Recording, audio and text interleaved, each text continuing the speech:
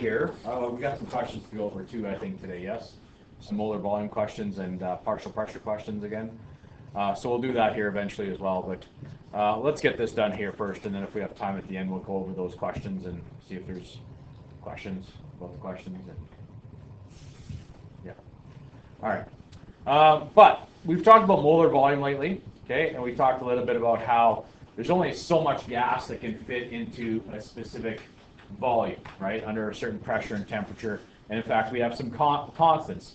In other words, if I wanted to find out how much 1 mole of gas occupies under STP conditions, I know it's 22.4 liters because 22.4 liters of space to create 101.325 kilopascals of pressure at 273.15 Kelvin, so they're moving that fast.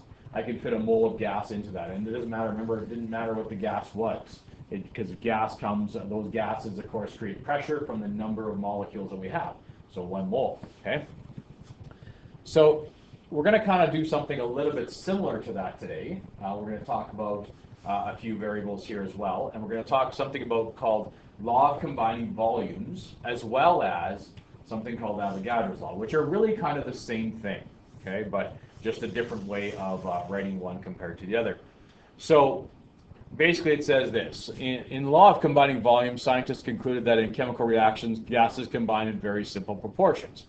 It basically says this. When gases react, so when we have two gases that react, let's say some hydrogen and oxygen react together, and they give me some water gas. Okay? The volumes of the gaseous reactants and products measured at the same conditions of temperature and pressure are always in whole number ratios. And the key here is this. Look. That right there. Okay? And you're probably going to see this as part of your question. So you're going to see that, hey, these gases are reacting, and they have the same temperature, and they have the same pressure. Okay? And then it says here, basically, all the gas volumes below here are measured at the same temperature and pressure. But they are saying basically this, that there is a relationship that exists between the simple whole number ratios and basically how much space we're going to need for these molecules. Okay? So don't worry about the volumes right now, but let's go let's go to here for a second. Okay? Now, we have to keep in mind what the variables are that are staying the same. So if we talked about, as we did before, we have these variables here. Okay? PV equals nRT. And remember, okay, R is going to be the same for every gas no matter what. Okay, PV and R and T. But R is going to be the same for all these gases, of course. So R is not really going to be a factor here. Okay. It says that they're going to have the same temperature. Yes? So these are going to all take place at the same temperature. Okay. And the next part is they say that the pressure is going to be the same for all these gases as well. So if the pressure is the same, you can make up a pressure or whatever, doesn't matter. The pressure is going to stay the same. What are we really talking about in law of combining volumes? We're talking about N compared to V, yes? Just like, remember last day we talked about Dalton's law of partial pressures? Remember that? Dalton's law of partial pressures, and I made kind of a chart like this. What were the variables that changed in Dalton's law of partial pressure? Dalton's law of partial pressure. What were the variables that we were looking at there? I said, remember, these two variables are directly tied to each other. The more of this you have, the more of that you get. Yeah? Yes, moles and pressure were the two variables that we talked about in Dalton's law of partial pressures. Yes? And they're proportional, right? So if you have twice the amount, you have twice the pressure. Okay? That kind of deal, right? Well, today we've kind of switched it a little bit here. That's all we're doing. And we just said, hey, guess what? If the temperature is the same and R is the same and P is the same for all these gases that we're going to talk about today, then the only two variables that we can really are looking at here are V and N. And what do you know about these two? Again, they're directly related, of course, yes. But what happens? Think about this for a second. If I had 1 mole of this gas and 2 moles of this gas here, what can you tell me about the volumes? And this is where you have to understand how these are all related to each other. And again, this goes back to kind of combined gas law stuff as well, right? More specifically, probably a little bit, one of those specific ones there, Boyle's, Charles, or Gay-Lussac's, but this kind of goes back to that. If I have twice the number of moles of a gas, what can you tell me about the volumes there? Yeah. What, sorry, I didn't hear. The other one. Which one? A or B is twice? B is twice. So this would be example 2 liters, this would have to be a liter, yes? Why is that the case? Why can't they be the same? What would happen, look, just bear with me for 1 second. What if the volumes were the same? What would happen? Yeah. The pressure wouldn't be the same, correct? Because you have twice the amount of gas in the same space. You actually have twice the pressure, yes? We talked about Dalton's law of partial pressures. So again, if I'm going to have twice the number of molecules, I need to have twice the space, right? And again, you can think about 1 mole, 2 moles, or 1,000 compared to 2,000 molecules, or 1,000,000 molecules compared to 2. I don't care, okay? You pick a number, whatever. We pick 6.02 times 10 to the 23. That's fine. But if I have 1 mole of a gas and I have 2 moles there, and I want to keep it at the same pressure and temperature, I need to have twice the space. Okay, we need to understand that, of course, because that's what we're trying to do here. So in a chemical reaction, they're saying, you know, let's take a look at this one here. Now, this is what I know there's some numbers there, but we want to copy a few of this stuff down here. So if I took some hydrogen gas, go ahead and copy. Don't be shy. Now, the point here is this. We're not doing chemical reactions here, okay? This is not Unit 2. We're talking about gases and the relationship that exists between gases, okay? So I don't want you to be like, well, how do I get this equation? Or how do I know that this is how I balance this chemical equation? That's not the point here, okay? The point is basically if I combine hydrogen gas and oxygen gas, I get some water gas, okay? That's all you need to know. Now, there's a specific ratio that's involved here because, of course, this is not a balanced chemical equation. Your job's not to balance this, okay, so don't freak out here, okay? But if I was going to balance it, I'd probably put a 2 there and a 2 there. I'm going to go ahead and put the 1 here just for convenience sake. Normally, I wouldn't do that. This is Unit 4 for us, okay? And we'll get into that down the road here, okay? But that's kind of the balancing of the chemical equation. Again, what they're going to ask you is this. They're going to say, okay, if all these gases are taking place at the same pressure and temperature, okay, for all these things here, again, R we know is the same for all these, right? Whatever the 8.314. This is the same for all of them, yes? It tells me I want all these gases at the same pressure. Okay? So if I was actually going to go ahead and combine these gases together to get that space there, how much would I need basically? Well, look, I have basically, according to this, I need 2 moles of this, 2 moles of hydrogen gas. Okay? 2 moles has to react with a mole of oxygen gas. Okay? So basically right here I'm going to say 2 moles has to react with 1 mole. Okay? Now again, okay, we have to remember that all these are taking place at the same pressure and the same temperature. Okay? And R is the same as well. So what can you tell me about the volumes of the hydrogen and oxygen? If I want these gases all to have the same pressure and they're going at the same speed, what can you tell me about V and N here? Or sorry, V for these 2 gases, I should say. Yeah. Yeah. Which one? How much greater volume? Double, yes? So whatever this volume is here, okay, compared to this volume here, this has to be twice as much, yes? Okay? That has to be twice as much. Now, what they're going to do is they're going to say this. If I take 125 milliliters of oxygen, I'm just going to make this number, well, this is from the example kind of thing, but I'm just going to make that number up kind of thing. Now, I'm going to say, well, it's going to take 125 milliliters of oxygen for this reaction to take place. how much hydrogen should I use? What volume of hydrogen should I use? And you'd say what? Quickly, come on. How much? 250, yes? Twice as much. Okay? So it would take 250 milliliters of hydrogen gas to react with 125 milliliters of oxygen gas. Okay? Under these conditions. Otherwise, if I don't do that, I can't fit 2 moles and 1 mole of gas in there. Yes? Okay? Now, here comes the tricky part. If I took 250 milliliters of hydrogen and 125 of oxygen, you have to remember that we're doing a chemical reaction, so they're going to recombine. Notice, I only get 2 moles of gas produced, yes? 2 moles. If the pressure and the temperature are all the same, okay, I want you to think about this. If I have 2 moles of a new gas that's produced at the same pressure and temperature, how many milliliters of water gas did I make? How many milliliters of water gas is present now? And you got 2 possible options here. You got a 50-50 shot at this point, and only one's right.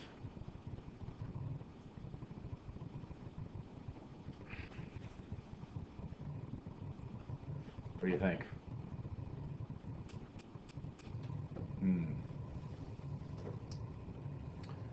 So 2 moles of a gas takes up 250 milliliters. This 1 mole would take up 125. I'm going to make 2 moles of this gas here. What volume of gas should have been produced? Huh?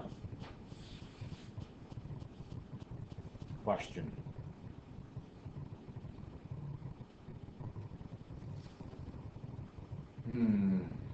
I don't know if I should continue this agony or just tell you the answer.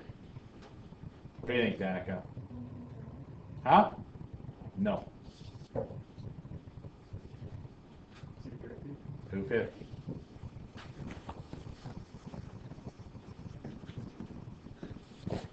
Will get produced. Okay? And the reason is because we're following a chemical equation, right? So look, 2 moles of a gas occupies 250 at this pressure and temperature. 1 mole of a gas occupies 125. 2 moles of the gas, we've already told you, has to occupy 250 under the same pressure and temperature. Okay? We're not adding stuff together. We are recombining it, yes?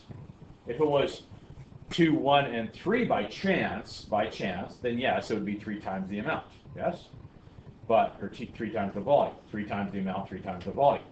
But that's not what we're doing here. We're recombining, yes? So the point is, when you're talking about law of combining volumes, or Avogadro's law for that matter, either one, these ratios are going to help us determine the volumes, because these ratios are the moles, and the moles relate to the volumes under the pressure and temperature. Okay? You don't get a really choice. So you'll see some examples there, and I'll just say this. Okay, look. If I said, here's the balanced chemical equation, for example, and let's say I want to make, I don't know, 100 milliliters of water gas. Let's say I want to make 100 milliliters of water gas. How many milliliters of hydrogen should I use? Yeah, 100. Okay. I guess that goes right here. 100. How many milliliters of oxygen should I use? 50. Okay. So the point is, it's 2, 1, 2. This isn't a 2 to 1 to 2 relationship, yes? I mean, you can pick whatever volumes you want. Okay, we can get ridiculous. We could go to, 1,000 liters if you want, kind of thing. Okay, but then of course it's going to follow that ratio. Okay, yeah. So the oxygen doesn't really matter at all. It does, because without the oxygen we can't get the H2O, right? So it's still there, but what you have to remember, it's like you can relate to this. It's like recombining stuff, right? So if you took, for example,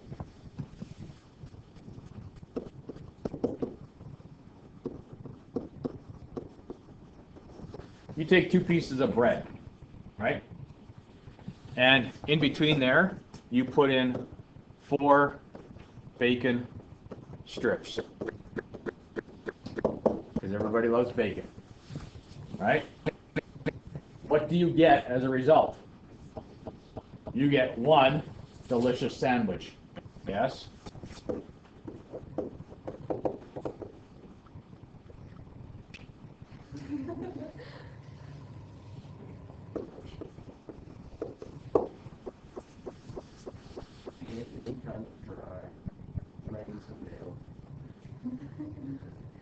No, I don't think so. Bacon's a magical thing. It does everything. You can put it in coffee.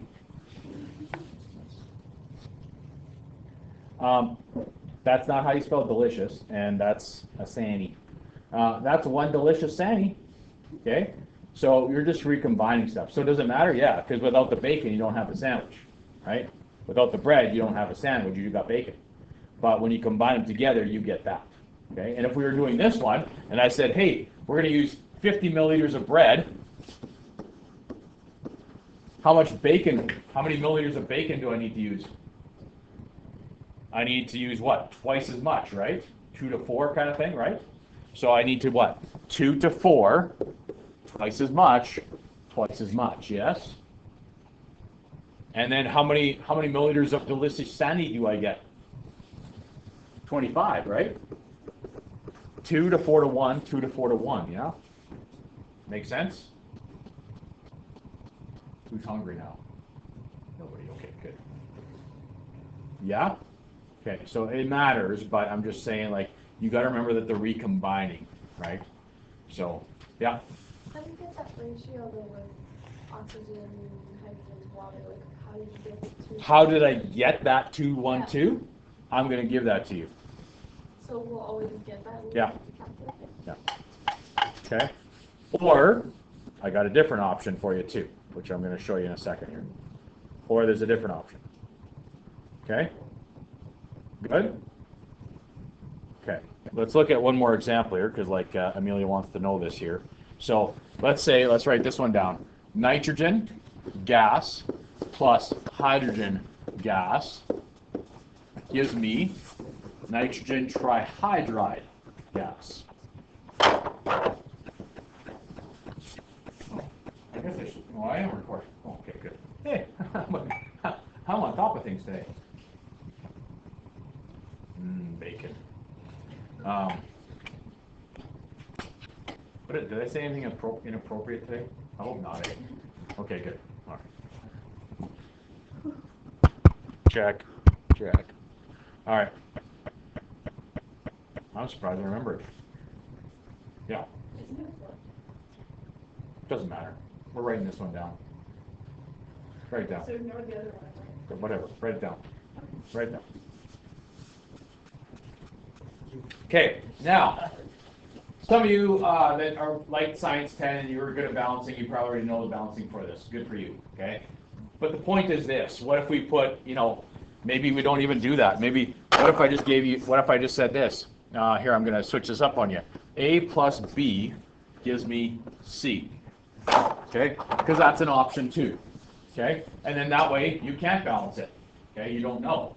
But the point is this. Look, remember, N is directly tied to B because the pressure and the temperature and R are staying the same. Yes?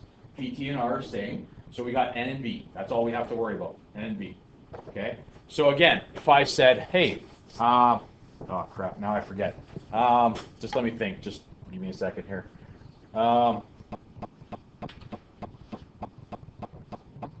You know what? As long as I pick, I think we're okay.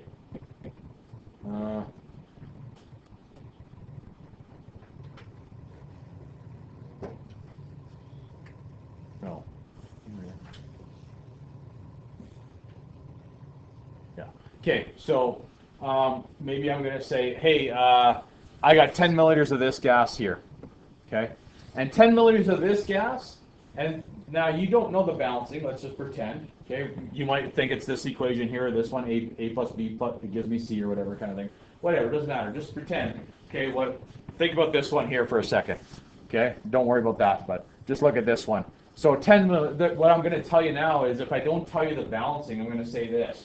All these gases react at the same pressure and temperature. Okay? A and B gives me C. Okay? And they all reacting at the same pressure and temperature. And it turns out, I'm going to give you this little tidbit of information, that 10 milliliters is going to react with 30 milliliters to give me 20 milliliters.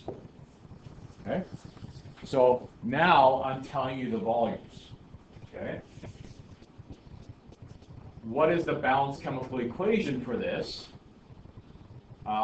equation? And you'd say, well, I know that if these are the V's, the N's have to be proportional to that, because again, if they're not proportional, the pressure is going to change, yes? Okay. So look, what does N have to be here? Pick a number. 1. What's B got to be then? 3. What does C have to be? 2. Okay. So you could say, well, this is a 1, 3, 2, right? Kind of thing there. That would be the balanced chemical equation based on that. Okay.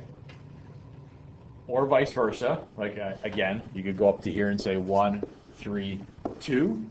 Okay. And now that I know what the ratio that they react in, I can now figure out some other piece of information. Perhaps maybe now we tell you, hey, I actually wanted to make 200 liters here. If I want to make 200 liters of C, how many liters of A do I need? How many liters of A do I need? Quickly. Yeah. 100. How many liters of B do I need to use in this chemical equation or this ratio? How much? 300. Okay. So I need to follow those ratios basically, right? Okay. Again, the only two things that can change here are N and V. Okay, they're directly related to each other. The more N I put in, the more V I need, otherwise the pressure goes up. Okay? And of course, if we start playing around with the temperature, well then that changes everything, right? And that's a disaster almost kind of thing. Then things are not going to remain the same anymore. Okay? So that's kind of the law of combining volumes. Okay? I'm going to give you a couple of practice questions here right away based on that. Okay? In fact, I think we're going to do that now. We're just going to take a break because I've talked enough here for now. So you'd be looking at something like this. They're going to tell you information about one, possibly more, but they're going to basically tell you that, hey, the pressure and the temperature stay the same. So if the pressure and temperature in R stay the same, N and V are the only two things that can vary. It says what volume of water vapor forms. So I like to kind of do this, what volume of water vapor forms when we take 250 of hydrogen, milliliters, and 125 milliliters of oxygen. Okay. How much water gas do I get? How much? How much? 250. Okay. So 250 would be my answer for this particular case. Okay. 2 moles of gas fit in 250 milliliters. One is going to fit into 125. I make 2 moles of gas, so it has to fit into 250 milliliters if I want the pressure to stay the same, right? Okay. That's basically what they're talking about here. The second one is this, ammonia gas. Okay, it's written a little differently here, but whatever. Gives me hydrogen gas and nitrogen gas. And again, as far as the balancing goes, let's see. Oh no, sorry. Yeah, well, whatever. I guess this is the equation here. Or you could write it the other way too. I guess it's not really going to matter in a big scheme of things. This would be a 2 here. This would be a 3, and that would be a 1, of course. Okay. As long as you put the information in the right spot. Okay, that's the most important thing. What volume of nitrogen gas? That's what I'm looking for. From the decomposition of 15 milliliters of hydrogen gas. 15 milliliters, exactly. Make sure you put it in the right spot. Yes? So, if I had 15 milliliters of hydrogen gas, how many milliliters of nitrogen gas should I get as well? How much? Huh? Macy. 5. Okay. 3 to 1. Yes? So 3 to 1. How many milliliters of, this isn't the question, but how many milliliters of ammonia gas did I start with then? 10, okay? This would have to be 10, yes? 2 to 3 to 1. Got to follow the ratio, right? The more moles you have, the more volume you're going to need. Less moles you have, less volume. Good? Questions? Okay. And the last one here is now a new equation for us. However, again, we're not going to leave you high and dry here. Basically says this. A chemist perform an experiment, determine 125 of nitrogen reacts with oxygen to give me nitrogen dioxide. So nitrogen gas looks like this. Oxygen gas looks like this. Reacts together to give me nitrogen dioxide gas, which looks like that. Okay, that part we should know because that's just unit 1 stuff. That's just naming molecular compounds, right? Nitrogen, N2, O2, and then nitrogen dioxide. Okay, now they tell you that 125 has to react with 250, and that gives you 250. Okay, so based on that information, if these are all taking place at the same pressure and temperature, we now should know basically how many moles of each one we need to have, yes? Okay, so again, okay, 125, 250, 250. I think that's a 1 to 2 to 2 ratio, yes? I mean, 125, you could pick any number you want here, but let's pick an easy number, 125. Let's call that 1, okay? 250 is twice the volume, so twice the amount, obviously, would be in that container. And if it makes 250, that's 2 moles of that, right? Now that I know that, it says here, what volume of nitrogen dioxide gas is formed when 350 here, oh wait, yeah, what volume of nitrogen dioxide gas is formed when 350 goes here, 350 milliliters, with excess of that. Basically, the excess just means this. I don't have to worry about it. I got lots of that stuff. Okay, so just ignore it, kind of thing. Okay. Well, if this is 350, how much gas do I get? 700. Yes. Okay, twice as much. 700. Okay. Good. Questions, anyone? Okay. So that's kind of law of combining volumes. Avogadro's law is basically the exact same thing, but we talk about basically in this case here, we're more specific, and we're talking about here the following. Okay, just is that good? Okay, I know this is really tiny, but you guys have this as well. It states that equal volumes of all ideal gases at the same temperature and pressure contain the same number of molecules.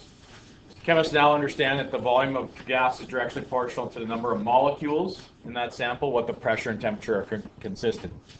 A large number of molecules are required to measure volumes and masses of substance. We usually use Avogadro's number, of course, to represent 1 mole. When the particles are molecules, the ratio of the amounts of the substances present expressed in moles is equal to the ratio of the coefficients. So again, because the volumes and the N are kind of the same thing here, right? So we talk a little bit about this now, right? Again, if we want the pressure and the temperature to stay the same, we might talk about 2 moles or 2 volumes, 1 mole or 1 volume, and then 2 moles, 2 volumes, yes? So we just talk about maybe it's moles, but it could also be molecules, right? Because molecules are just a smaller portion. So maybe, in maybe some cases, 2 molecules reacts with 1 molecule to give me 2 molecules, okay? So all they're saying is it's proportional, of course, N and V are proportional. If we're talking about the amount or the number of molecules, we're talking about Avogadro's law, okay? If that's what we're focusing on, if we're focusing on the amounts here, the number of molecules or the moles, that is Avogadro's law, okay? Anything to do with that, Avogadro's law. If we're talking about the volumes, so if we want to figure out something about the volumes here, then that is law of combining volumes. That's the only difference between these two. It's kind of what is the main feature, what are we talking about?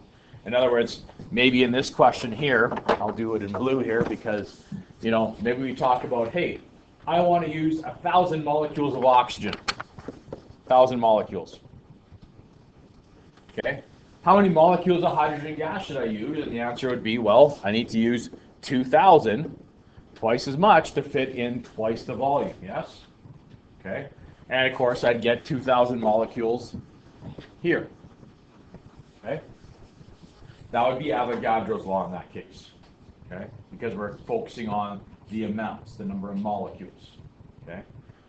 Ultimately, if you did get this question, it's going to be one of the two, and you're only going to have one option, okay? Because the other one's not going to be there. So, all right. Good. That's the only difference between the two, really. Okay. All right.